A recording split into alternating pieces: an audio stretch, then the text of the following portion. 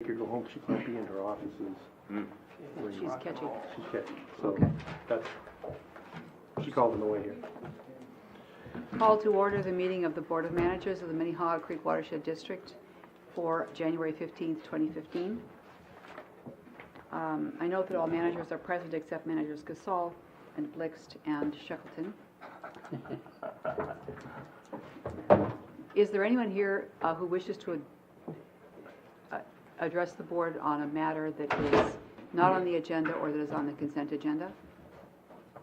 I see no hands. The next item of business is approval of the agenda. There are a couple of additions that I'll mention, and then if anyone else has anything, we can add that too. We will have an executive committee report and a CAC report at 7.1. And there's a new item to add concerning its resolution 15-004, 2015 depository for financial assurances. And because this was not in the board packet in December, I propose that we add it at the end of action items, so it would be 10.5. Are there any other changes to the agenda? I'd like to give an update on golf course. Okay, Park board. okay. On our commitments, Yeah. What's that? on our commitments to the golf course. And I'd like to just have a minute during information to let you know I'm going to be attending. Okay. Since, Under board updates? yeah, Okay. thank you.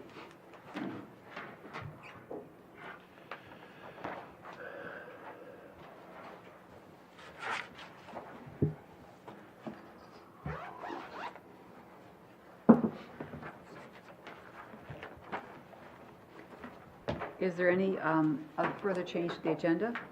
I'd like to move it as amended. Motion, is there a second? Second. Thank you.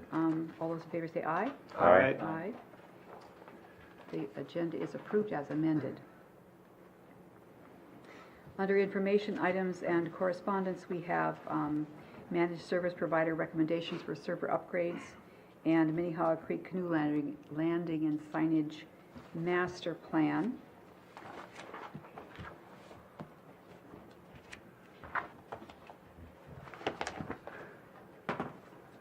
And there is no correspondence for this meeting.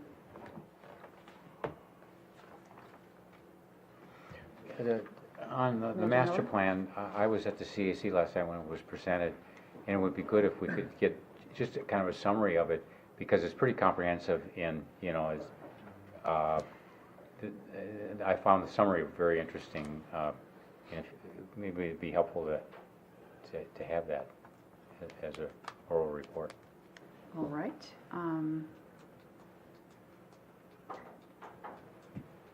Let's put that under discussion items then.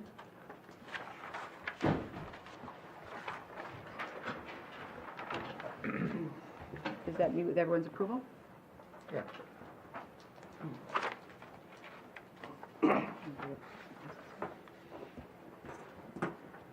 On to the consent agenda. We have approval of the minutes of the December 18, 2014 board meeting. We have 3 resolutions. 15-001, approval of the 2015 depository of district funds. Resolution 15-002, approval of the 2015 fee schedule. And resolution 15-003, approval of the 2015 official newspaper. Move approval. Is there a second? Second. Motion and second. Discussion. Mr. Welch. Very briefly, we don't need to remove it at all. I just note that there's a couple of typos on page 6 that we can correct in finalizing the minutes. We flip-flopped an expend and an expense, and they will get put back where they're supposed to be. Okay, thank you. There's a motion and second. All those in favor say aye. Aye. Opposed? Consent agenda is approved. Under the regular agenda, board committee and task force reports, the president's report is first. There was a meeting in this building yesterday, Amy Gorley and her mediation partner, Susan Meinzer, came to have a meeting regarding next steps in the conflict resolution process. At that meeting also were Manager Calkins, Mr. Sparts, and myself. In the meeting, Ms. Gorley appropriately disclosed that she had prior knowledge of the board's conflict based on numerous conversations with her friend, Mr. Tong Gang. And Mr. Gang, of course, who is here tonight, has made his opinions very clear that he objected to the termination of the administrator and demanded that we reinstate him, and made other statements as well. So although Ms. Gorley is professional and will aspire to neutrality, and although she may reach that neutrality, I am not comfortable that the perception would be a good one, and that it's not possible that people would perceive that she has preconceptions concerning the conflicts on the board or the possible solutions the board might pursue. And for that reason, I would suggest that we thank her very much for her time spent with us and move on to select a different professional. Manager Calkins was at that meeting too, and I wondered if you wanted to offer anything.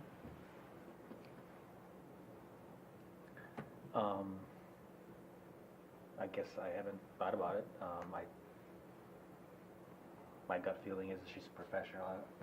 I don't see it as an issue, Mm-hmm. based on what I've heard from her, so.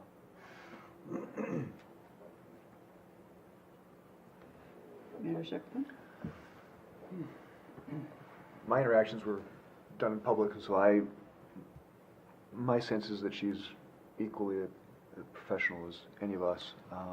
Having said that, I think that if I were to offer up one of my friends or somebody with whom I've spent a lot of time strategizing with, I would hope that there would be perception that this would not be the right choice for mediation. And I think I like the direction of trying to find somebody else who's not connected with either of the two groups on this board. And I would not in any way cast aspersions on Ms. Gorley. She has an excellent reputation, highly recommended to us, and but at this point, she has not yet drafted the contract that we would be looking at, and I think that it would be a good. There are certainly many viable other options we could pursue.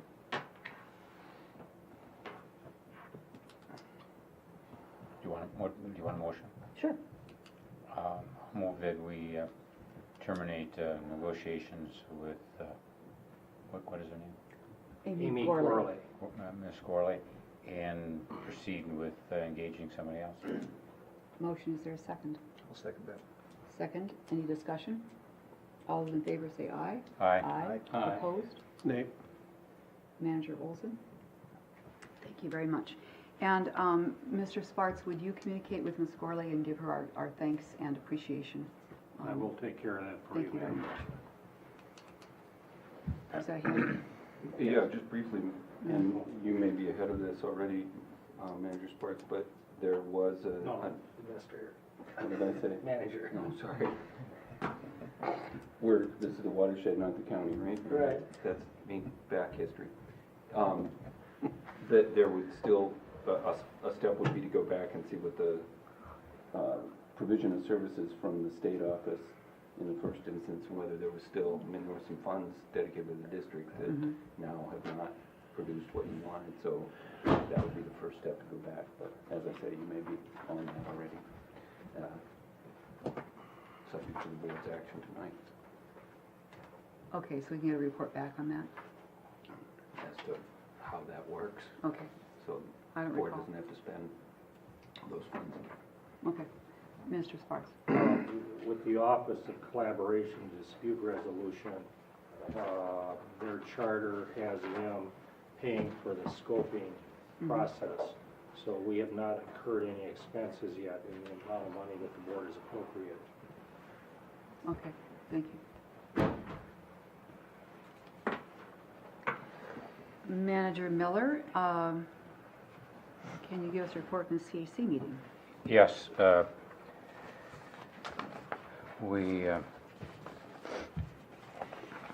just had it in front of me a second ago.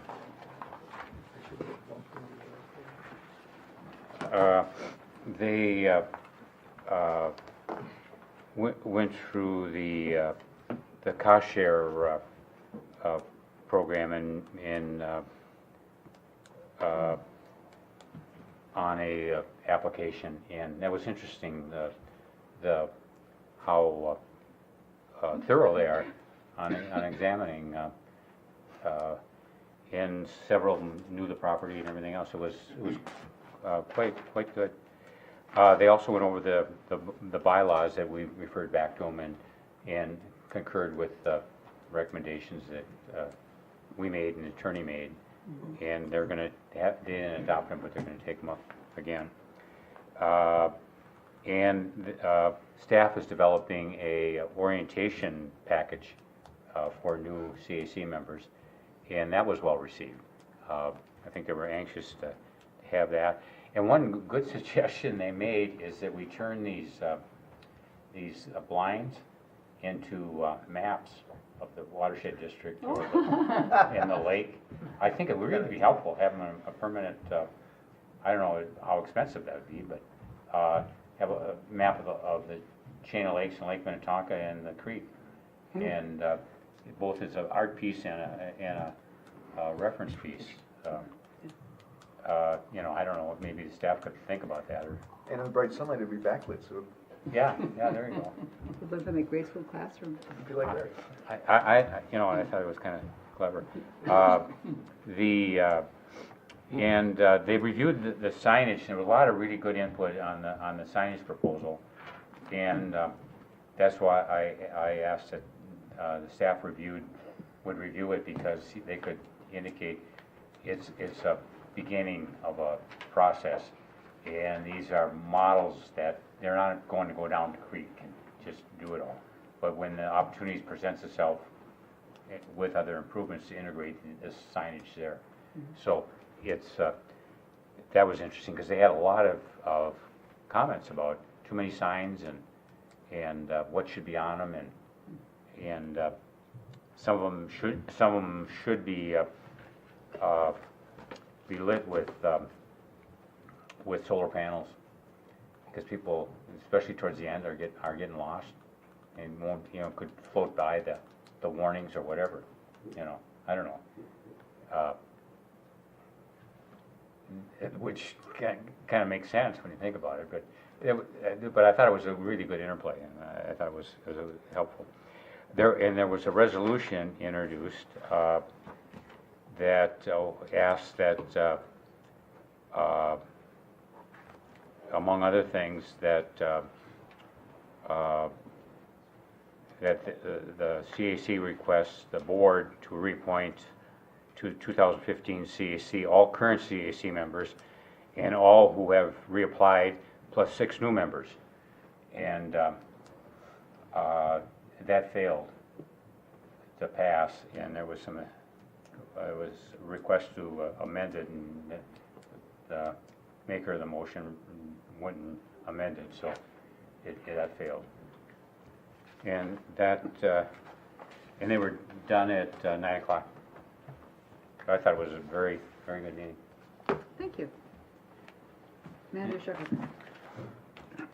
So back in October, Mr. Whisker and I sat down with a couple park board members and staff, and some staff from the city of Minneapolis to talk about flooding in Minnehaha Creek, in Meadowbrook Golf Course and Hiawatha Golf Course. And the meeting was in part precipitated because James sent over our... You should introduce the subject with the fact that you were appointed by the board to do this. Yes. Okay. Yep. Thank you. So back in September, I think it was, Mr. Whisker sent a kind of our boilerplate draft MOU that we give to any municipality or any unit of government to establish a partnership, and said, and he'd worked it out with Mr. Smith on the front end. It helped precipitate the meeting, and the end result of the meeting was the park board said, we need to figure out where we're going to go. They said part of our process is to have a public meeting, and so that public meeting happened on Tuesday night. we'll see where it goes. There's gonna be there'll be two more public meetings. One is gonna be on February 2nd. I don't know if the location's been established. And follow-up one, and that'll be to get additional information. The follow-up one will be at the end of February, maybe the first part of March. And their goal is to have a draft proposal to the park board at some point by the end of March. At the public meeting, the golf course architect kept bringing us up. 11 times. Was it, Manager Miller was counting. We had, everybody knew about us by the end of the meeting if they didn't on the front of the meeting. And that cut both ways.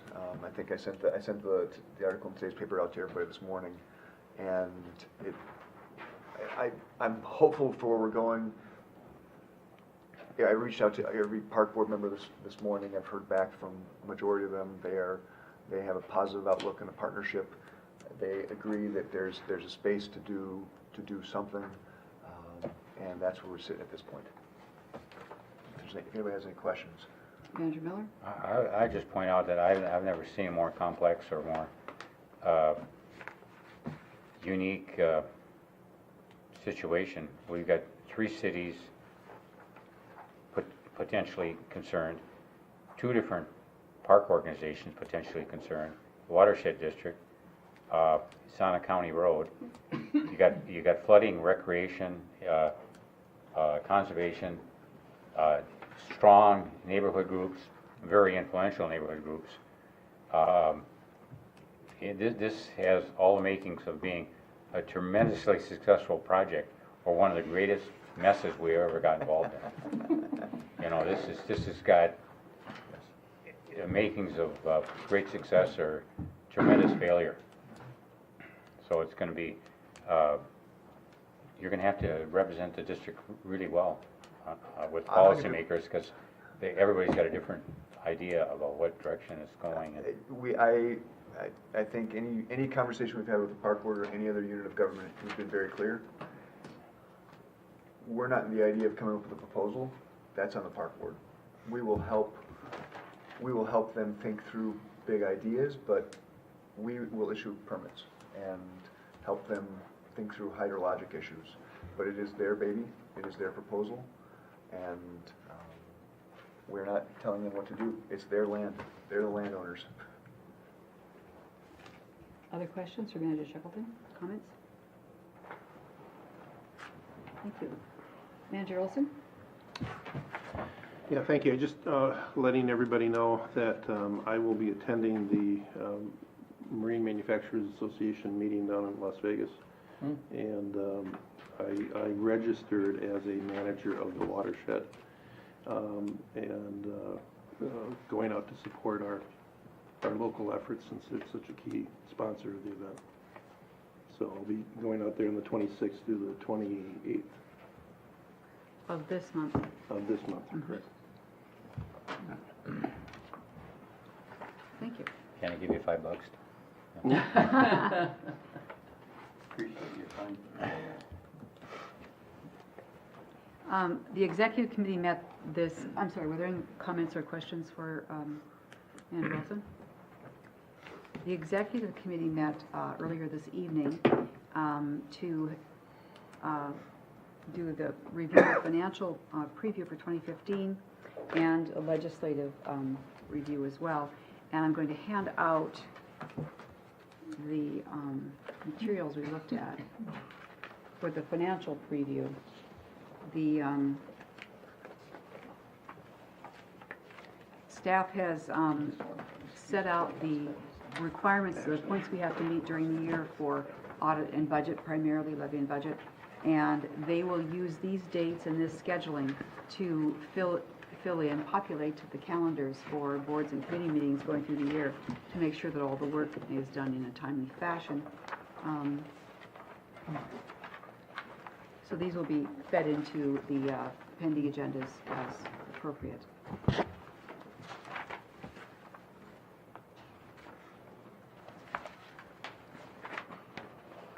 And then we had a legislative review, the legislative issues, and I want to turn to Mr. Sparks and have you fill us in on the communication that you've received. All right, Madam President, I don't know if you all saw the news article from last Saturday's newspaper. It was right hand above the fold on the front page, and it was talking about the fact that many resort owners and other people involved in athletic activities do not like the new rules promulgated by DNR as a result of recent water quality legislation that required education in decals by people moving boats around or through the state. And I was a little surprised when I saw that the lobbyist for the Congress of Resort Owners is our lobbyist, Mr. Joel Carlson. So I ran into him on Monday at the Capitol. We were meeting with Representative Applebaum. And I said, Joel, just in case a conflict of interest develops, you need to help us with a plan B here so that we can have our interests represented and without people being concerned that there's an obvious conflict going on with your other clients. Well, he sent us his response, and it's on the back side of the first page in the middle. And above that, however, the alarm bells start going off because he says that the position of the Environment Committee in the House, Denny McNamara, was to amend but not end the program. So my view is there's a high probability that we're going to get into a conflict of interest situation here. And I think the board needs to start thinking about Plan B because while I respect Mr. Carlson, I don't know that his answer, which says, I will be careful to make certain that the policy of the district in support of efforts to control the spread of AIS is upheld. I don't know how he can do that and necessarily properly represent the interest of his other clients. Thank you. So I think you need to start developing a Plan B here, and you may have to develop it quickly. I expect Representative McNamara will not be delaying a committee hearing very long on this issue.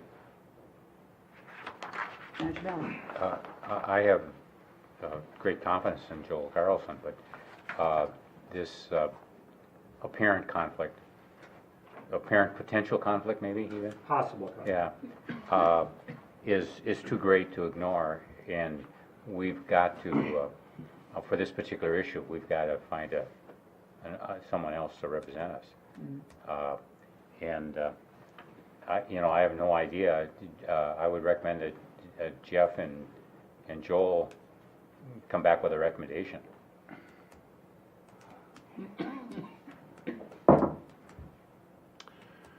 Manager Olson. Who is a bigger client? They are, the resorts, well, big time. Madam President, I did not even dare to ask him how much the resort owners pay him a month because I think I would be shocked. A little more than we do, maybe. A few times more, probably. So, I don't know if we need a motion or not, but we should, I'll move that Mr. Sparks contact Joel and have them develop a resolution for this, to avoid any appearance of the conflict or the actual conflict, I guess, on this particular issue. is there a second? I'll second that. Yes. I second the motion, and I think that Joel is an incredibly respected lobbyist. And I'm seconding this motion with that caveat that I don't think we should get rid of him. Oh, no. I think we should. I think if we go down this path, we should hire a second lobbyist to keep him as our lead lobbyist, but assign aquatic invasive species to a different one, and that we should. And so. Mr. Sparks? Well, I would agree, you're not throwing Mr. Carlson over the side, but you need to fence him in on this issue, and somebody else will have to handle it if it becomes a topic that the legislature appears is going to be happening. Do a backup. Yeah, I don't recommend hiring another lobbyist. I want somebody to supplement our lobbyists on this particular issue. And as soon as this issue goes away, or the apparent conflict goes away, that we don't have two lobbyists working for us. Manager Calkins? I think it's important to point out that we don't know if there is a conflict of interest, Right. because the resort owners have not asked for changes, based on what Joel's telling us at this point. They may, but they haven't yet. And we don't know what the proposed changes are that Representative McNamara has in mind, so we don't really know what any of this is about or what the outcome might be. I think it would be wise if there is a conflict, that we did have somebody else there, but I think saying not to have Joel be there representing the district relative to AIS is maybe a bit too broad, because we don't know what those issues are gonna be. I think we need to have a plan, a backup plan, but I don't think we wanna blow this up into something big at this point, because we don't know what any of this is about. It might be completely harmless. Yeah, the legislative process moves really fast, and the hearings are called, and, you know, if something does develop, we'll know, 8 minutes ahead of the hearing schedule.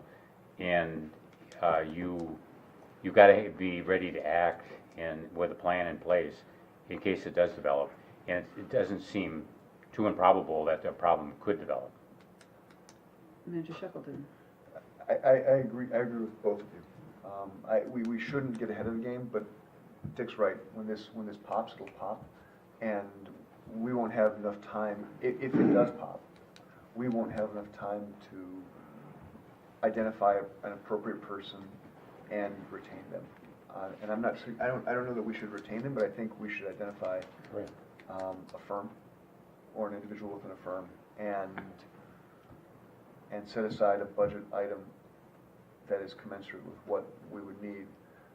It's very frequent that contract lobbyists get hired for a month, 2 months, and that they'll take a contract just very short while the issue's popping. When it's done, and the contract is as well.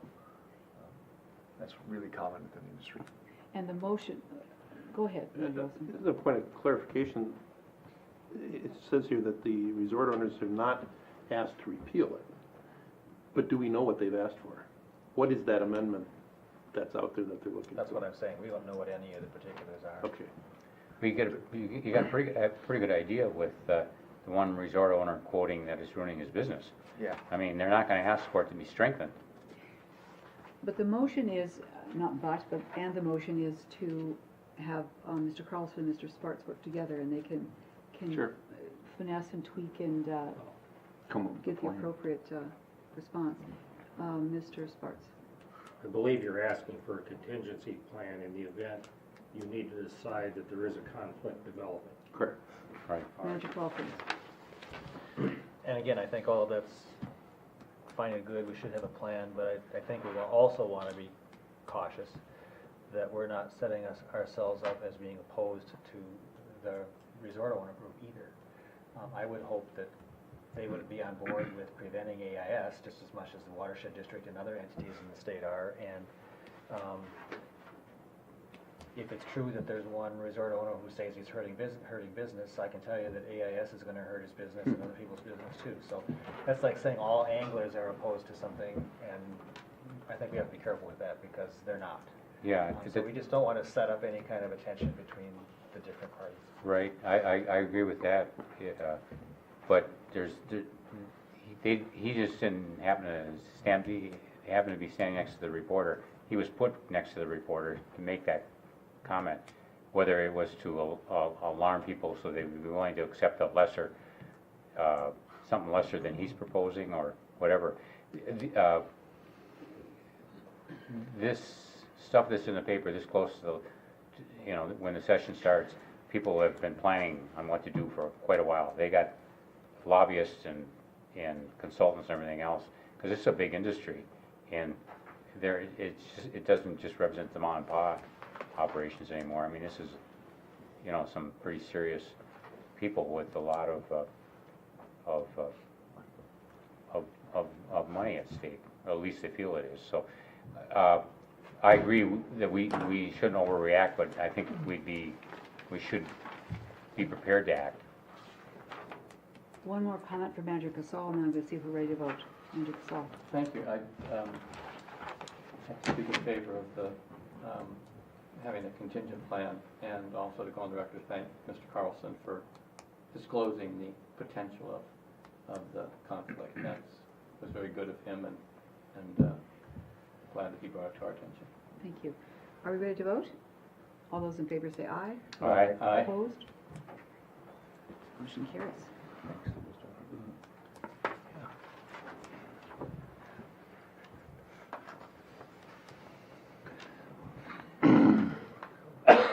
There's a listing of upcoming meetings and event schedules. Are there any questions, additions, changes? It includes our meetings and the Metro Mod meeting next Tuesday, the CAC meetings. We are on to item 8.1, a public hearing for Arden Park Neighborhood Cost Share Funding and resolution for approval of the Arden Park Neighborhood Cost Share Funding. Ms. Christopher. Thank you, Madam Chair, managers.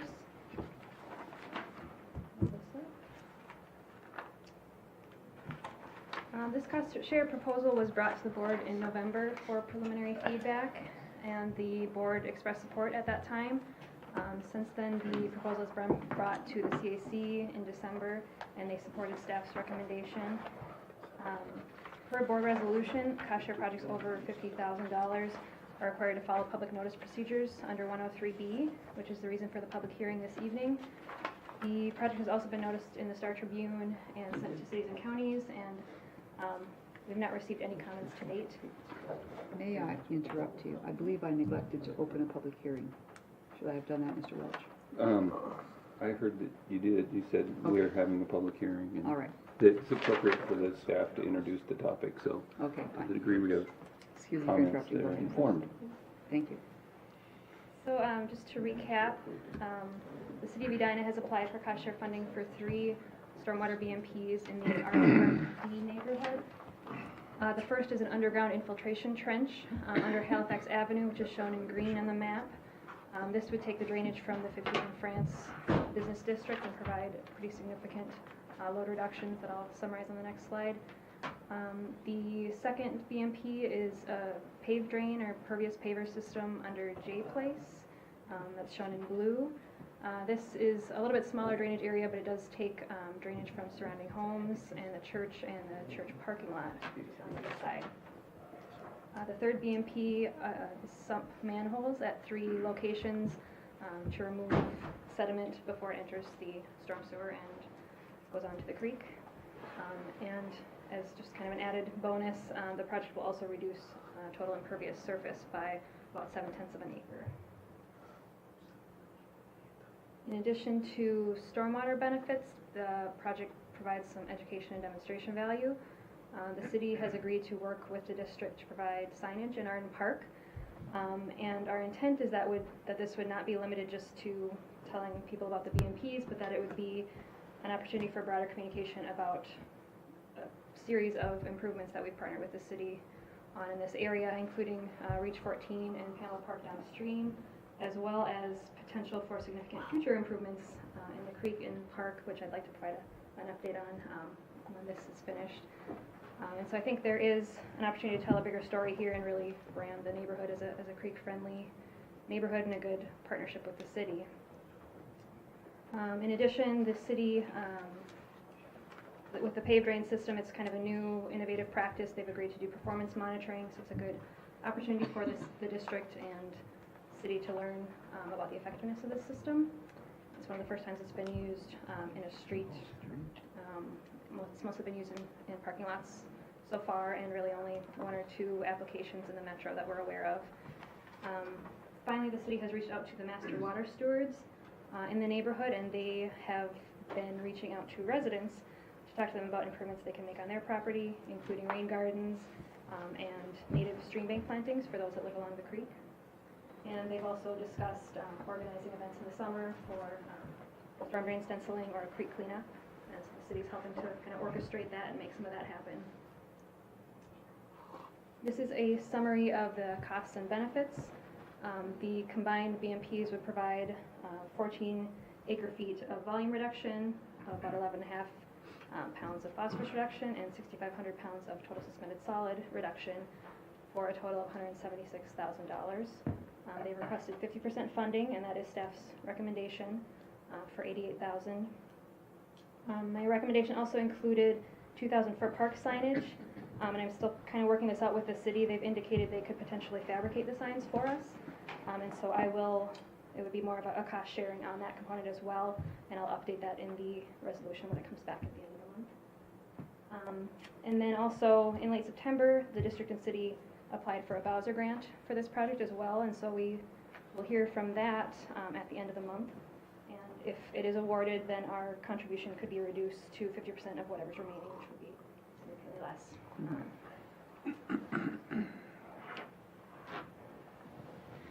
So again, tonight is the formal public hearing. There is an RBA in your packet.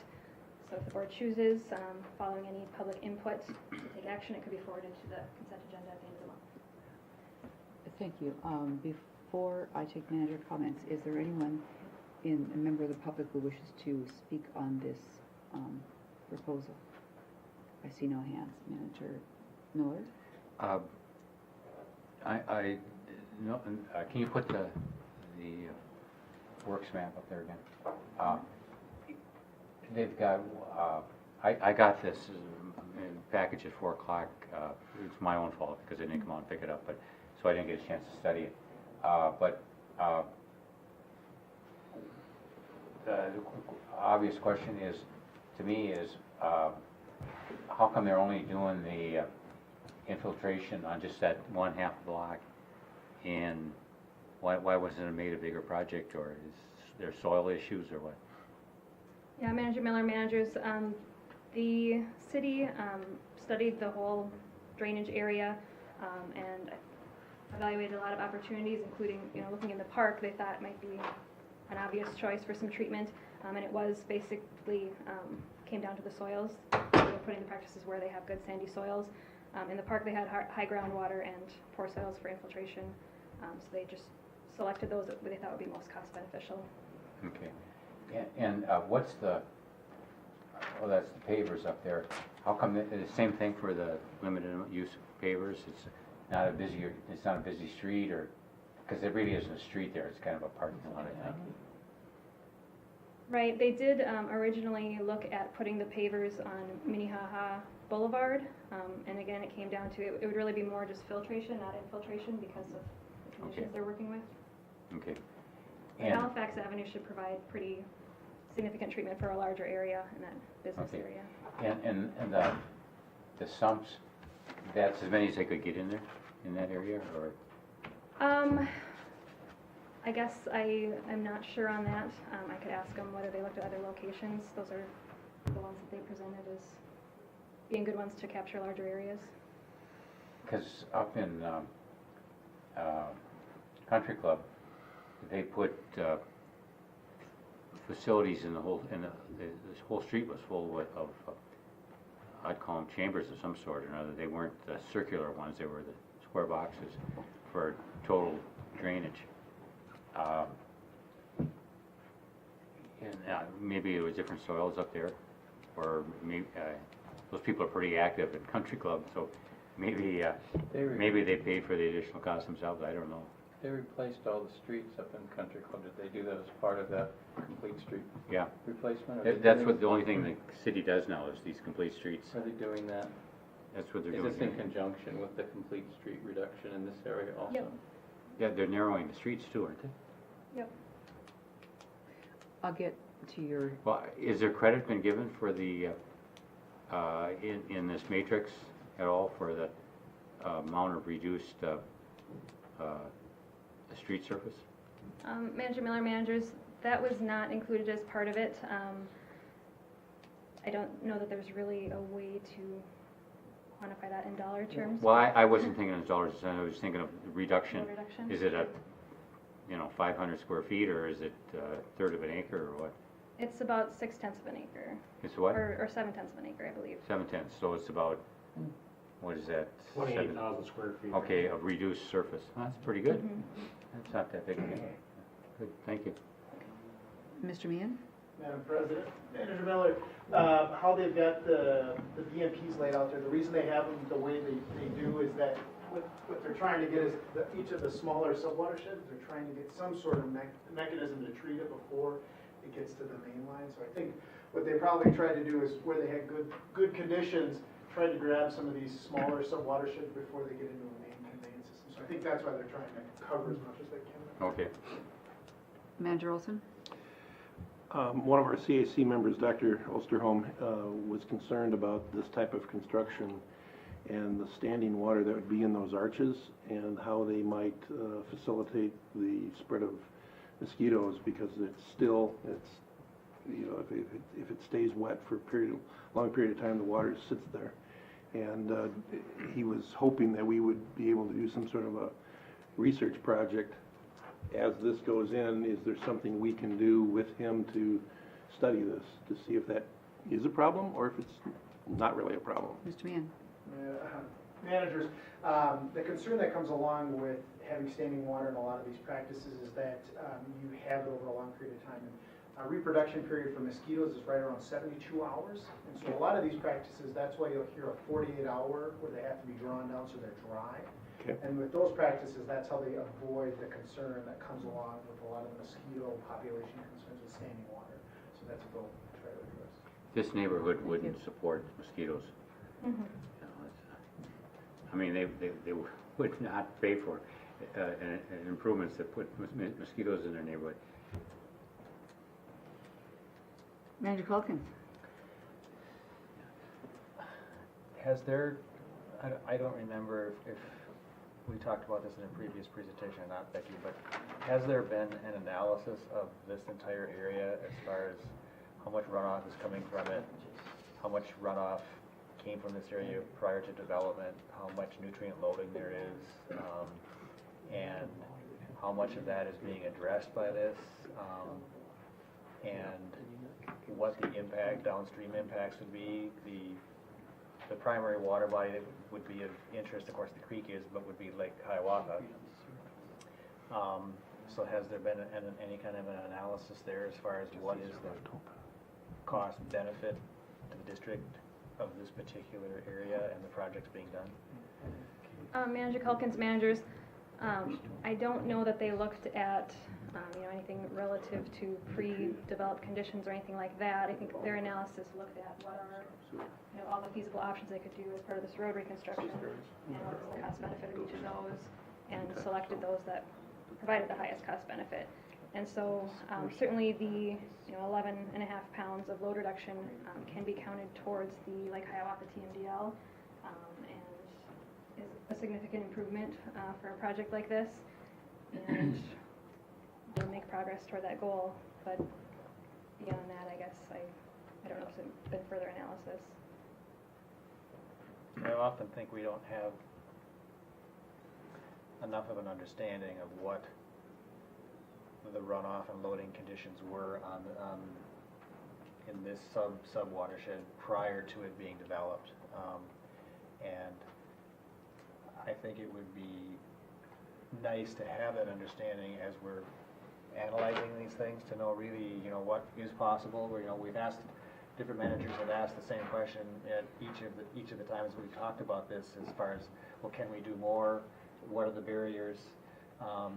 And a piece of that is understanding what really is happening here and what the contribution is, and we don't have a good feeling for that. That doesn't mean it's not a good project, because 11 pounds is a fairly significant amount relative to Lake Hiawatha. So, but I think that would still be helpful information. Mr. Whisker? Perhaps at the end of the month, Becky would bring us back to take a look at how this project relates to the linkage analysis under the TMDL baseball study, and sort of provide the project in sort of more of a macro context. Sure. Thank you. I mean, if the soils are really bad and if the water table is really high, there's certainly the possibility that you're getting something that's better by what's being done compared to what existing conditions would have been. That's a possibility. We just don't know that.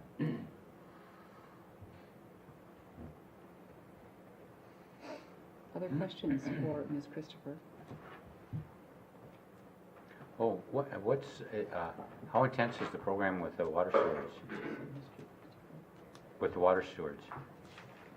Managers, essentially there's, I believe 3 or 4 stores in this area who are planning to reach out to residents within this area. After I told them about our Reach 14 project downstream, they were interested and excited about talking to residents specifically along the creek through this stretch to try to get them on board with doing similar plantings and kind of gauge the level of interest out there for us so that we could target it through a cost share program. So that's one of their main focus areas.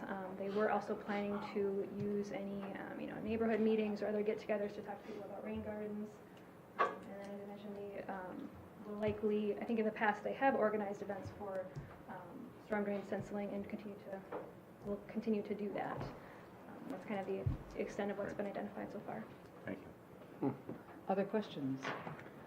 Yes, Mr. Madam Welch. President and managers, just a sort of contextual note to supplement Ms. Christopher's presentation. I keep wanting to write BH, and I have to put down BC.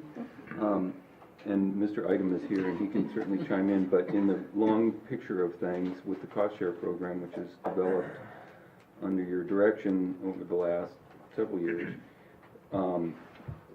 most recently, Brett has really been taking the program apart and putting it back together to work better in the future based on the experience. It's come to be an experienced program for the district, and he outlined a framework for how it will proceed in 2015.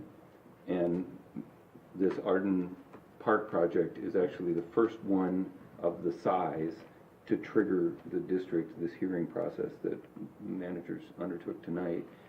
And then the other piece that will be coming back on a time frame that Mr. Item can tell us about is the criteria that are being carefully developed and drafted to implement that direction, which the managers approved or accepted last December 11th, I think, at the December 11th meeting. Mm-hmm.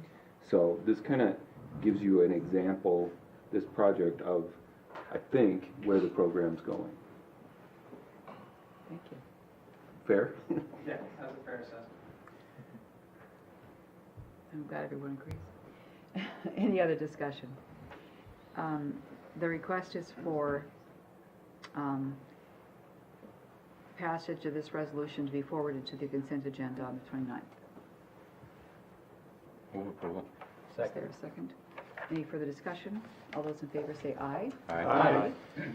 Thank you very much. That concludes the public hearing. I do have one question about Mr. Welch's note-taking abilities. If you say that when Ms. Christopher speaks, you put BC, when I speak, you just say everything's BS? You don't need to answer that. That's attorney-client privilege information, and I'm both the attorney and the client. I decline to reveal that information. Madam Chair, if it pleases the board, I'd like to also give an update on other related project efforts in this area. I've got just a couple images here to help with the discussion. Just as kind of a recap, the board may recall that the city originally planned to reconstruct 54th Street and the bridge in 2014. And the district worked with them to integrate the Fish Bypass Channel culvert into their bid package. The bids came back high, and the city decided to postpone until 2015. In September, the board ordered the Fish Bypass Channel so that we would have the ability to levy for the project and reserve the option to incorporate that culvert if we chose in 2015. At that same meeting, I believe Manager Shackleton identified that he had heard that the wave may no longer be forming, and I had also recently heard that from the city, and there was discussion that may open the door to revisit the idea of removing the structure and doing more of a full restoration. So since that time, staff has met with the kayak group, Rapids Riders, and they indeed confirmed that the wave has not been forming all year. And we discussed a concept of removing the structure, doing a full restoration that could also incorporate some whitewater features, and they were very excited about the idea. So they've kind of come full circle, and they actually have said that they'd be willing to bring a letter of support to their next Rapids Riders meeting and get it signed by their board, and also would recommend forming a subcommittee of their group to help us advance and build support. We've also talked with the city about this idea, and they have indicated that they are supportive and basically will be satisfied if the community is satisfied. And so we're at the point kind of where we need to let the city know whether or not we want them to include this culvert still in their bid package. They're planning to bid it at the end of February. And so I guess what I would recommend as a next step, I feel like we're building momentum, but I'd like to reach out to a few more people in the community, those that were particularly engaged when we brought this bypass channel idea forward, see if we can get their support, and then bring back a recommendation at the end of the month. So the status of the fish bypass is probably not needed any longer? Most likely, if it seems like there's support in the neighborhood for the bigger restoration option, that would be, I think, my recommendation. A big reason why we started looking at the bypass channel was because we wanted to preserve the wave, and now that the wave's no longer there, I think it would be best to go Good. bigger. Okay. And a question about the bid. If it were included in their package as an alternate, it would not obligate us to go forward? Correct, but I think the city would appreciate knowing sooner rather than later Mhm. what direction we want to go on that. Mhm. And the time frame again for that? Late February is when they're hoping to bid, and then construction, they're planning to package up 54th Street now with RV Park neighborhood and do that all kind of throughout 2015. Okay. Manager Miller? For the paving, is there another paving project beyond the one that you just approved, the cost share? It's the same. It's the same, okay. Yep. They're not doing the other side of the creek yet? Okay. Are there additional questions? Go ahead then. Thank you. Shoot, I thought you had two things to tell us. It was just one. Just one. Thank you very much.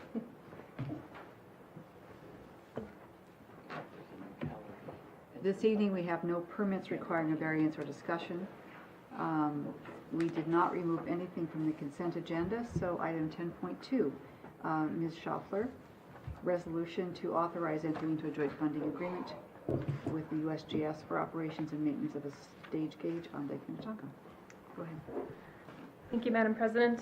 Managers, tonight the board is requested to authorize the district administrator to enter into a joint funding agreement with the United States Geological Services to operate and maintain a lake-level stage gauge on Lake Minnetonka through September 30th of this year for an amount not to exceed $2,700.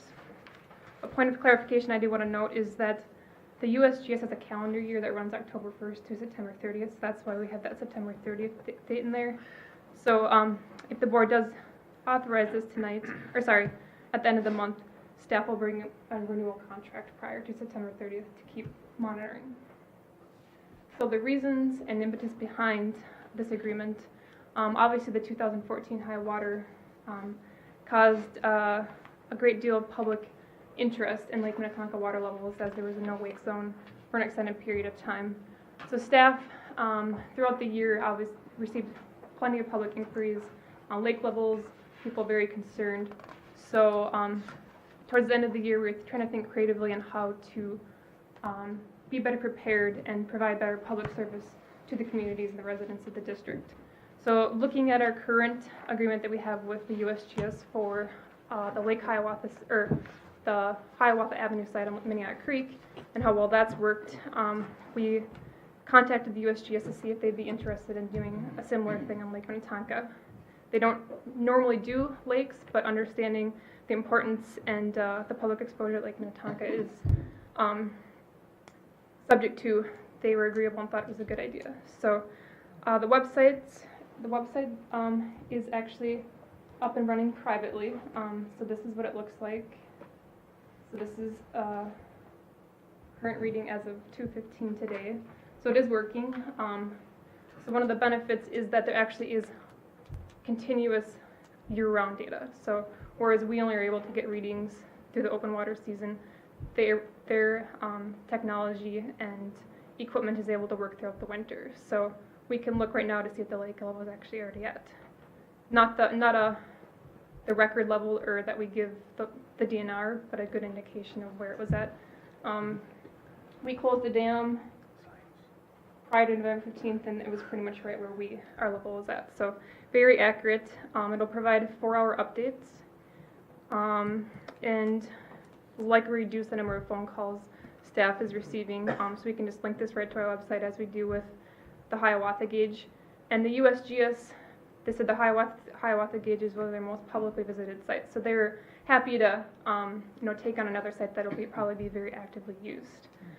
So we both benefit from the agreement, and excited to continue it if the board is in agreement. So tonight, staff is requesting that this resolution be forwarded to the consent agenda for final action at the end of the month. And with that, I missed a piece in there. Why do we have this data right now? so to make sure that they could get it up and running, to make sure that the agreement could be useful, they Okay. did a bunch of work ahead of time without cost to the district, Okay. see if it was feasible. Since it was feasible, then we decided to bring forward the agreement. And where specifically would that gauge be placed? It is right now at Grays Bay, the same place where we monitor our water levels.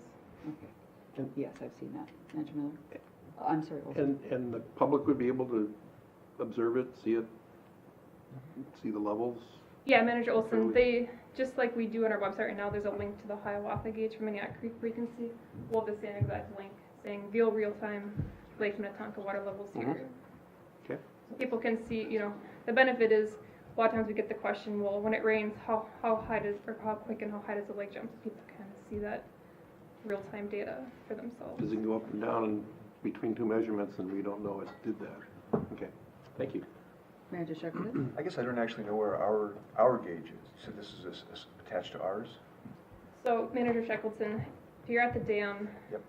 if you're standing at the dam, the gate, there's a small box of equipment right on the On Lakeside? wetland side of the dam. What? Okay. But then the actual lake gauge itself is, if you're walking to the dam and you take the path to the left, where people often fish, that's where the permanent actual fixed gauge is at. Okay. Cool. Thank There's a you. willow tree behind it, I think. Manager Miller? We could have used you at the park board meeting the other night when 150 golfers accused the watershed district from flooding the Meadowbrook Golf Course, and Manager Shackleton had to explain how the dam works, and nobody believed him. Well, yeah, thank you for defending that. I'd actually like to, I disagree with that because at the end of the meeting, the guy said, well, I don't know that I believe this, and there were a lot of turtles in the audience. So the message may have been received. Thank you. Other comments? Is there a motion? Move approval. Second.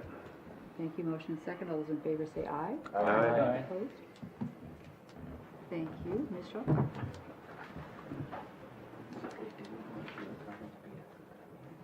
The next item on the agenda is 10.3, 2015 committee assignments.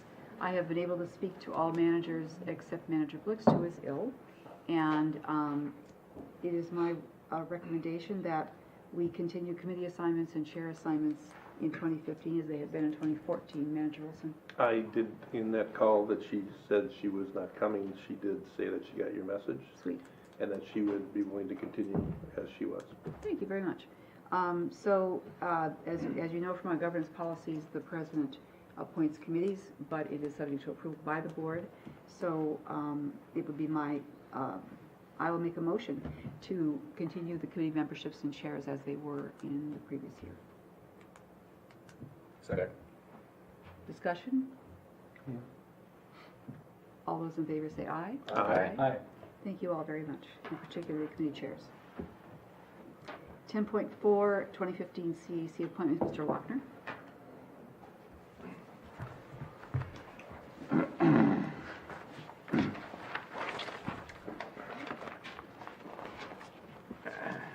Madam President, Board of Managers, since I joined the Watershed District, I have been the staff liaison with the Citizen Advisory Committee. In that role, what I asked all individuals to do this year is for everyone to submit an application for consideration for membership for 2015. And so part of that process was for me to learn more about the existing members, and it was also for a process for us to accept applications from outside individuals. The information in, excuse me, the information in your packet includes the spreadsheet. I have updated it since the packet was sent out. Essentially, we had 14 individuals, 14 of the 18 individuals reapply for the Citizen Advisory Committee, and we had 6 new individuals submit applications. So that's the information, and I will include the updated roster there. Pass it out.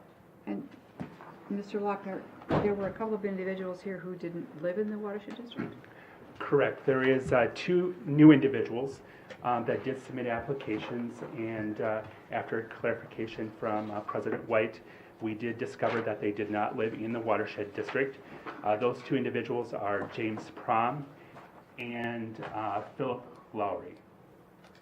So they currently do not reside within the watershed district.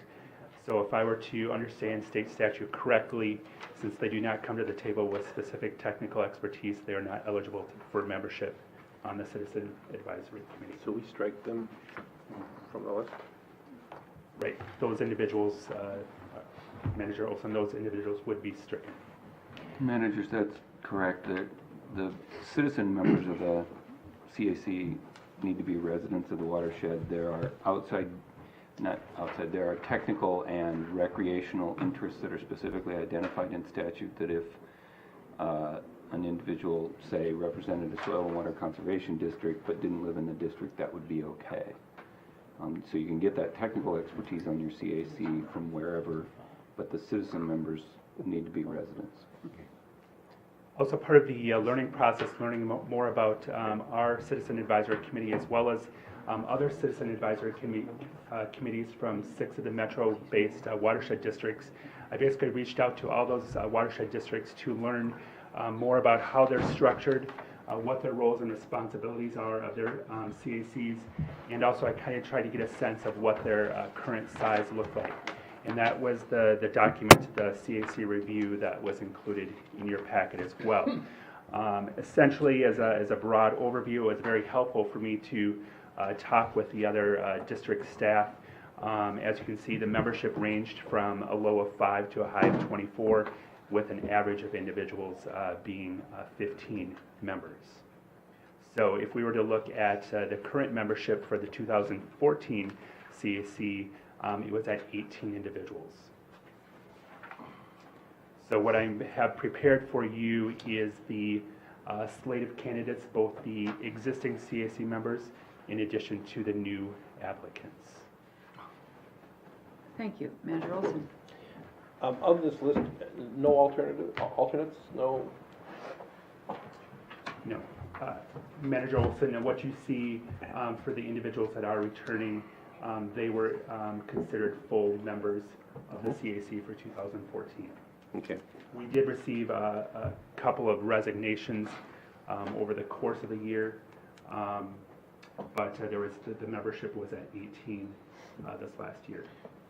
So I assume we do approve alternates when there's a lot of people who've applied and we're trying to get them I involved. did that once, 2 years ago. I remember doing that, but that was just I did a little not a policy thing. looking back, and we've done all kinds of different things. There hasn't been a steady policy.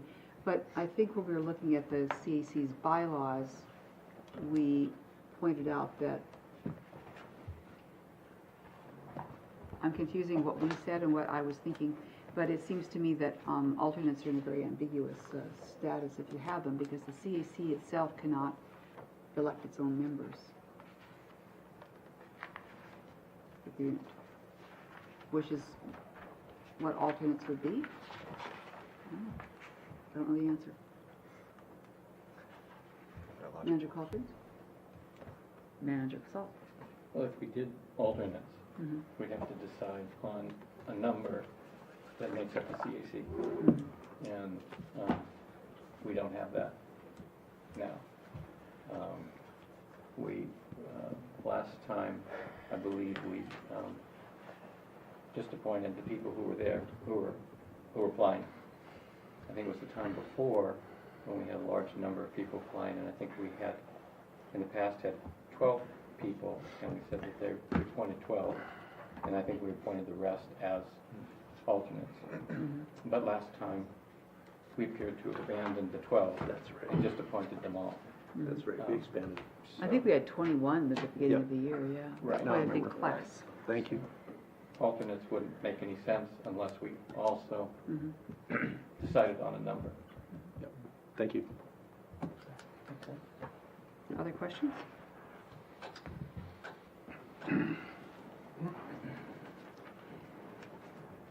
Matt, yes. Mr. Just one other point, when you look at the CAC members that were involved with the 2014 group, very high attendance in terms of attending the meetings. Most individuals of the 12 meetings attended 8 meetings or more during the course of the year. So we're very fortunate to have an engaged CAC. When you compare it, when I had conversations with other watershed districts, they had a challenge. They appointed more individuals just so they could get, a good number of bodies in the room. So we are fortunate to have a very engaged group that has participated in the past. Thank you. 15 looks like kind of a median community standard number, and we have 18 names here. So one thing we could do is just for each manager to vote, and any person on this list getting 4 or more votes would be on the CAC, whatever that number turns out to be. And that would be one approach. That would make sense. Manager Calkins. I think over the years, the process has ultimately ended up being that we wanted to encourage the maximum amount of participation without the group getting too big. I don't think the group is too big because not everybody's at every meeting, and so we usually ended up around 12, 13. a couple of people missing. So we usually ended up with a good number of people there. So I don't know why we would want to reduce the number from 18, since it was 18 and we're at 18 again. Basically, nothing changes as far as the numbers are concerned. And I don't think we want to turn anybody away that has an interest in serving until there would be a time if we had just too many people. And I don't think we're there at this point. Agree.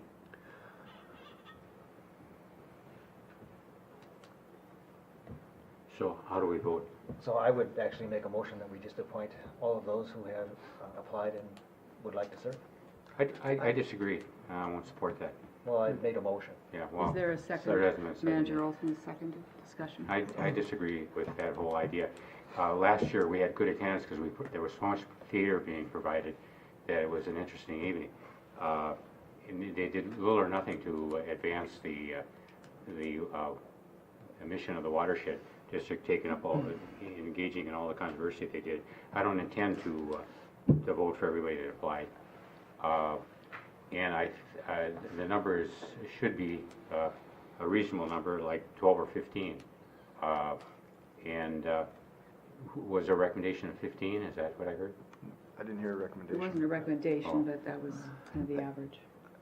Madam Chair, Yes. I read through every application, and I do agree that we need to encourage people to engage, especially as it benefits the watershed. I think there was a lot of political theater that happened this year. I think I attended more CAC meetings than, I attended at least as many CAC meetings as any other manager here. There was some really good work that was done by the CAC, and there were some absolutely useless meetings because of participation of some people. And I think that it is our responsibility to appoint a CAC that stays focused on water resources. It is one thing for them to have engaged and said, we disagree with what you did. That is, I had no problem with a group of concerned citizens doing that. But to turn an issue into political theater for months on end perverts the purposes of the CAC. So I think that we should go through this. I don't think we should limit ourselves to a certain number. I think we should just go through this and vote our consciences on who should be members of the CAC. And I'm planning on voting no on this motion. Manager Casal? Well, I think it's interesting, if I understood your report earlier, that a motion was made to CAC last night to appoint the whole slate, to recommend to us to do that. In that motion, the CAC did not support that motion. That's right.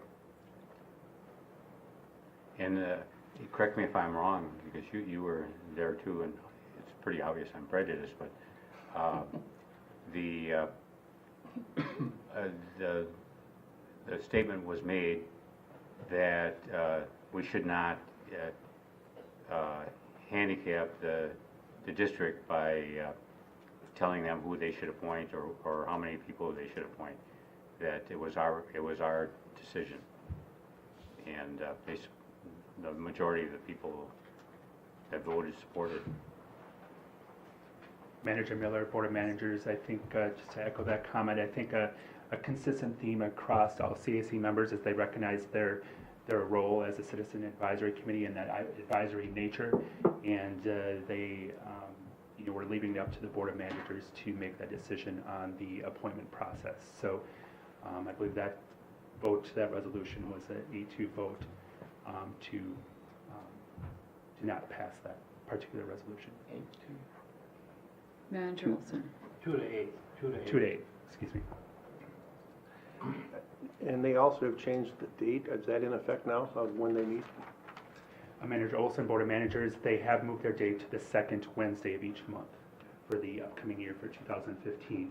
So the individuals that will be coming on that are appointed, if that is done this evening, their first meeting would be February 11th.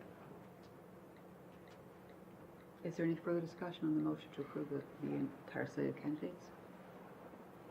All those in favor, please say aye. Aye. Aye. Opposed, no? No. I make a motion that we, I don't know how we recommend doing it, but cast votes on individual applicants. Mr. Sparks? Well, you have a list here. You could just go down the list, and since no one has made a motion to limit the number of appointments you can make, everyone on the list has the same chance of being appointed. That's my intent, is not to limit the number of people on the CAC, and allow for each of us to vote for whomever we want. And if a person receives a majority of the vote, they get appointed to the CAC. Is that a motion? Yes. I would second that motion. Discussion? All those in favor say aye. Aye. Aye. Opposed? Nay. Opposed? Then if we can just take a few moments and we'll just, Mr. Lochner? President White, Board of Managers, and as a note, as we stated, Philip Lowry and James Crum are not eligible as you go through your voting. Would it be easiest to just mark who we want on this and to hand them to council and let council just count them up? Who else is ineligible? Lowry and Lowry and Crum, Lowry and Crum. Is that Prom? PRM. Yeah, the one thing you would do is, so I could keep track of the votes, initial your top right corner, so I could. I was just hoping that whomever received 4 votes, I don't care if we keep track of who voted how, but. No, that's at the board's discretion, however you want to do it. Just mark our ballots and Yeah. I'm fine with that. Anybody else have an opinion? Okay, so thinking this through, the only way that would be presented difficulty is if someone wanted to reconsider an individual and we wouldn't know who voted in the affirmative and who voted negative. Understood. Ranked choice voting. We do want to adjourn before midnight. That might take a while, yeah, but again, it's at the manager's discretion as how they wish to conduct this with the voting system, as long as it's, you know, the votes themselves should make an accurate record for the, you know, meeting. Does the votes. and the votes cast per applicant?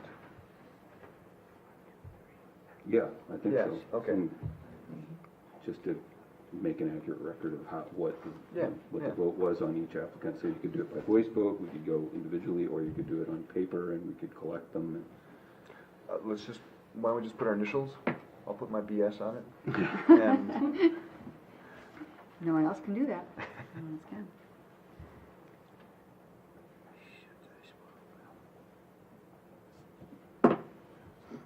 Here.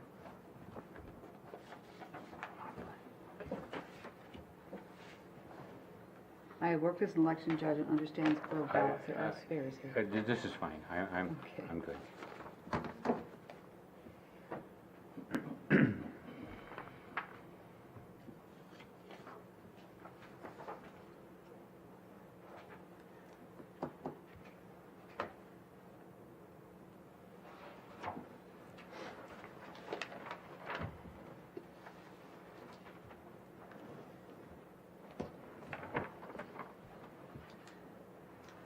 President White.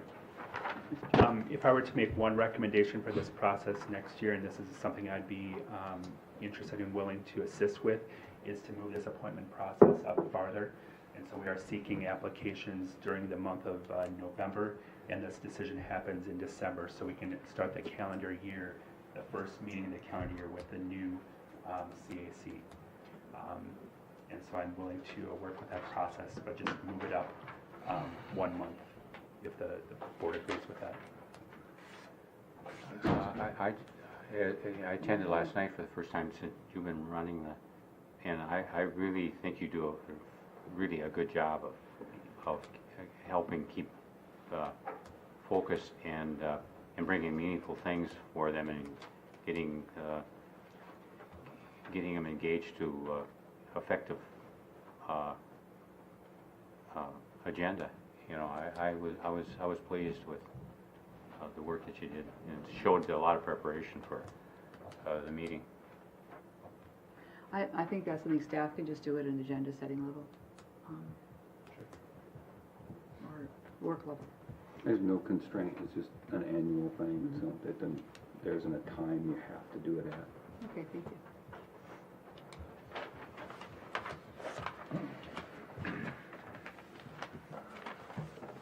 Who's collecting them? I can collect them.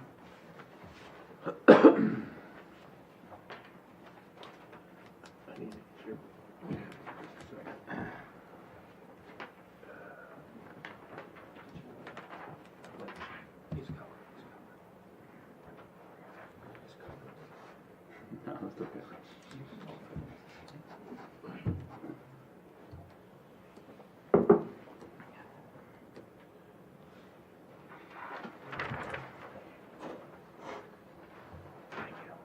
There's a nice geographic distribution of the Right.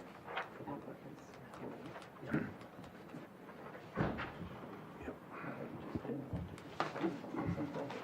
Got I it? don't want to turn it blank at all. Misunderstood. President White. Yes.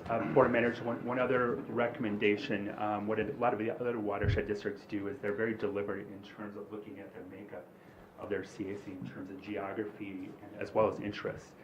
And so if there's a particular area that's not currently represented,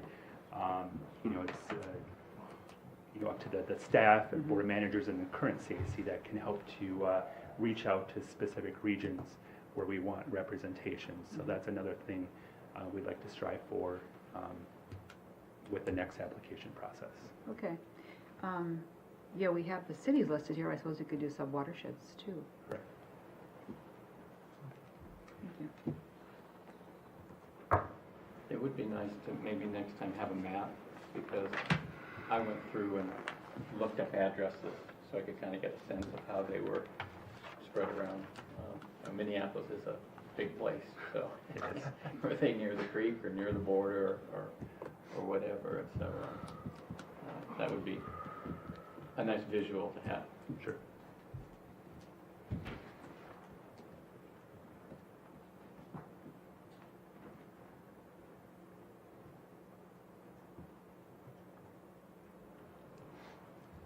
Was your first, when you first started, was the creek cleanup? Was one of the first things you did? I'm forgetting the. President White, I basically joined the district July 29th. Okay. So my first CAC meeting was the meeting that was in August. Mhm. But we didn't do the cleanup till September. So in theory, you should have been there. The after spring first cleaning, one. the spring Before cleaning the got second put one, off. but Yeah. long before the actual one. I think I don't have the right T-shirt though, with the cross off and the cross off.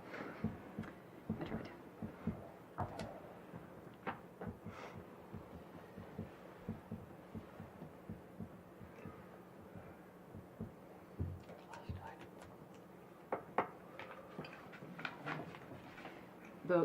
I just did some spot checking of how this has been done in the past, and there were times when an email was sent out to board members and they were asked to choose 3, 6 candidates and narrow the field down, and then staff brought that back and presented it as a decision item. That the email vote wasn't a vote, it was just a way of, A poll. yeah. So, there have been quite a few ways it was handled. And the number went from 12 to 15 to 21. So, a lot of variation. Be a good year to be on the CAC with all the comprehensive plan work, I would think. Very interesting meetings. I think what was mentioned across the board of managers that have attended the meetings, they've been very a good part of the process for like the cost share program, the Cynthia Creek program. I think when we have the opportunity to give them a specific task or have them an opportunity to react to one of their projects, they're very engaged with the discussion. They do their homework, and they've been really helping. So when we present to the board, we've been able to get some of that feedback beforehand. So They're very attentive to the details of LID program or cost share programs. Perhaps they haven't had a LID one lately.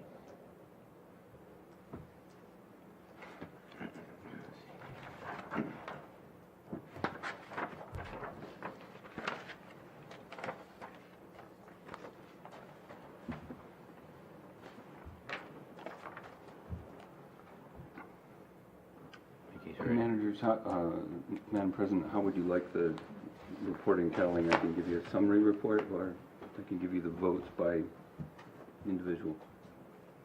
The motion was for anyone who got 4 or more votes to be selected. That's right. So we just get the names of who was selected. Bill Bushnell, Sylvia Carlson, Jerry Ciardelli, Colin Cox, Jacqueline DiGiacomo, thank you. Giacomo, Chris DeValis, Ryan Gerard, Joe Lofgren, Richard Manzer, Steve Moan, David Oltmans, Christina Palmisano, Peter Rechelbacher, Mark Rosenberg, Neil Weber. Thank you. That's 15. 14. 14. I got 15. Ineligible. I got 15. 1, 2, 3, 4, 5, 6, 7, 8, 9, 10, 11, 12, 13, 14, 15. Thank you, and thank you for your work on this, Mr. Lochner. I would say, please give the board's thanks to all the members who have served during 2014 and the ones who are going to be serving in 2015.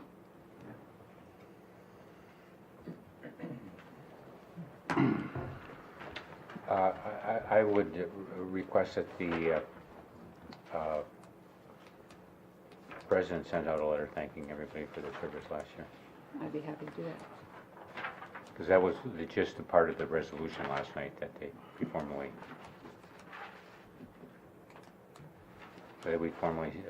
send a letter of appreciation for the time they spent. Be happy to do that.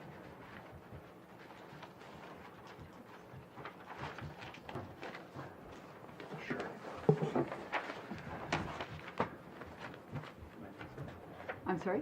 Am I next? We're on to 10.004, or 15. I think we can let you go. Did you have another item that I Yeah, missed? I'm sorry. just a quick summary of the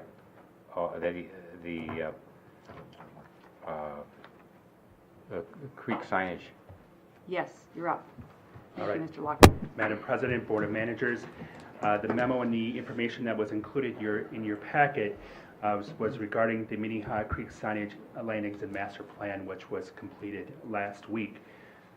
This master plan includes signage templates and recommended canoe landing improvements, and these will ultimately be used as a foundation and a guide for discussions with our local partners, our local municipalities, local citizen groups, and individuals, our groups like the Minneapolis Park and Recreation Board.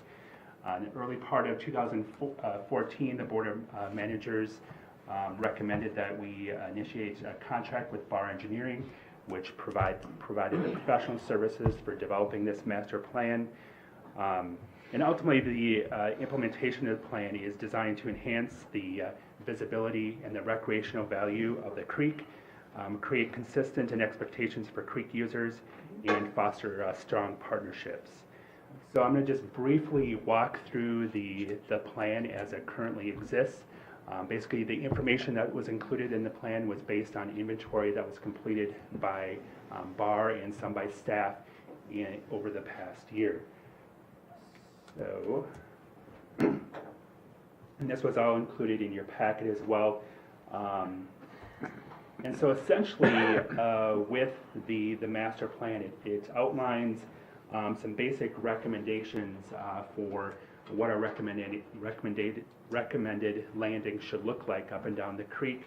It also highlights each of the landings that currently exists.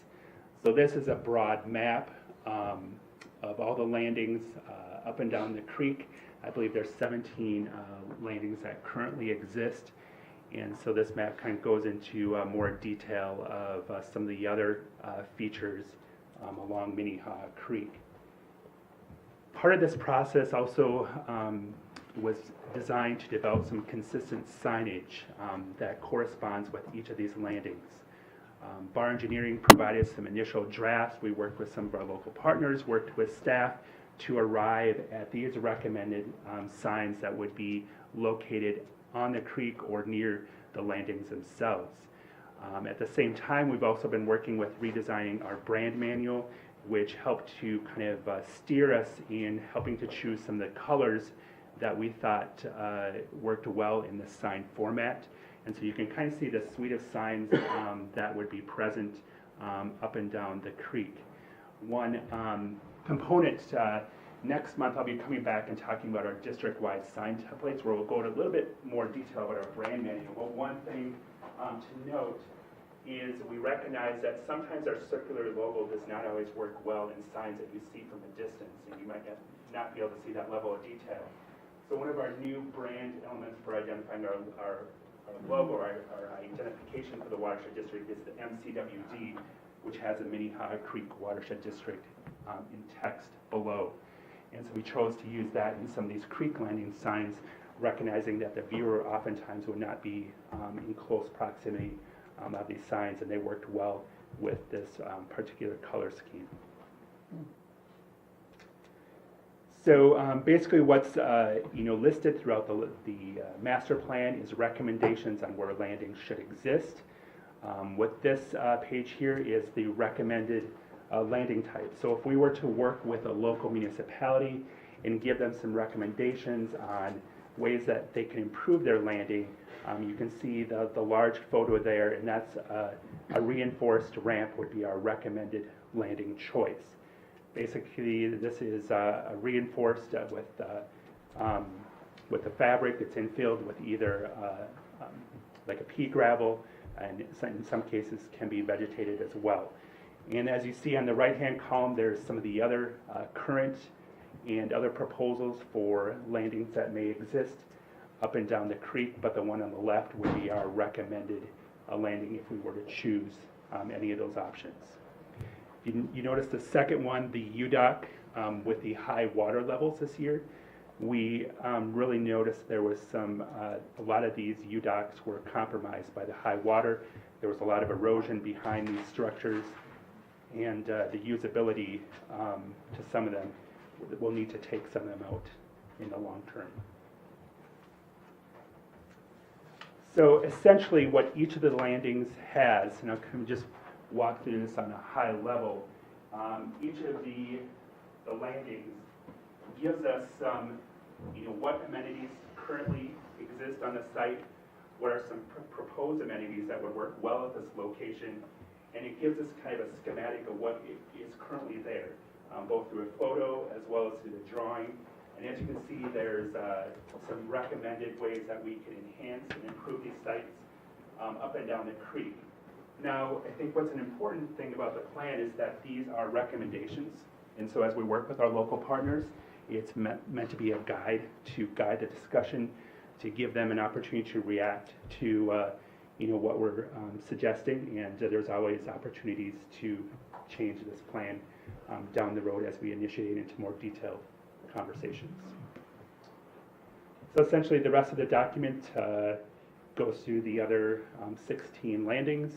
It has some other inventory information in the back, but I might just leave it at that and leave it open for questions if you do have any.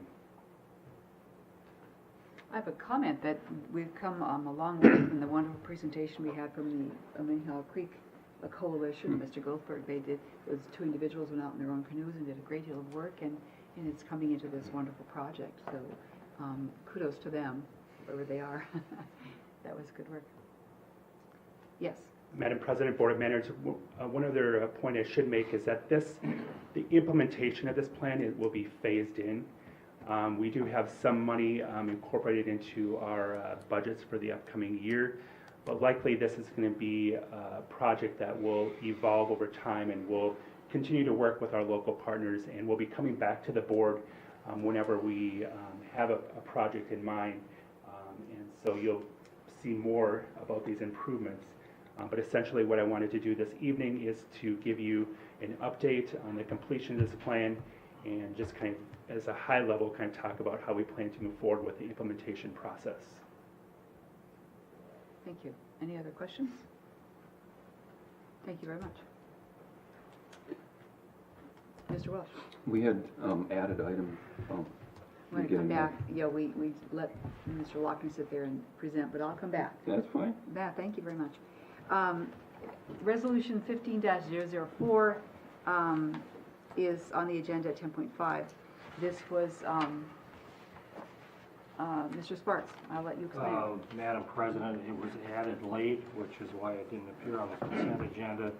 This is an annual decision the board makes on where its depository for important financial assurance instruments are. Historically, you have made district legal counsel the depository, and the recommendation is to do that again for the year 2015. Thank you. I think we already did. Well, this is just for the, No. Mr. Welsh, you want to explain how this differs from the one we've already approved? This is not cash. These are bonds and letters of credit that are held. Those are the instruments that are the subject of this, which you could get a safe deposit box at a bank, I suppose, but you'd need a big one. There's a lot of them the district has at this point. They are much less frequently used than they used to be. People tend to deposit for permits, especially cash escrows, and we have a letter agreement that they, an escrow agreement that they enter and staff executes with them as they deposit those. So that's cash. That does not come to Smith Partners. And James can probably weigh in more. Project financial assurances, payment and performance bonds stay with the contract materials in staff's files. So this only applies to, right now the way we're doing it is permit financial assurances. It's a matter that I think I'll take up with the new administrator when he's on board to talk about whether, just to review it and see if we're secure as possible. Mr. Sparks brought up today, the issue of fireproof and having some sort of fireproof system for those, because these are valuable. They're meant to be readily drawn on by the district when we need them, which means they're readily drawn on. So we treat them like cash, essentially. Mr. Sparks? I think at some point the board should have a discussion because Mr. Holton did not know if there's a sprinkler system in the office building.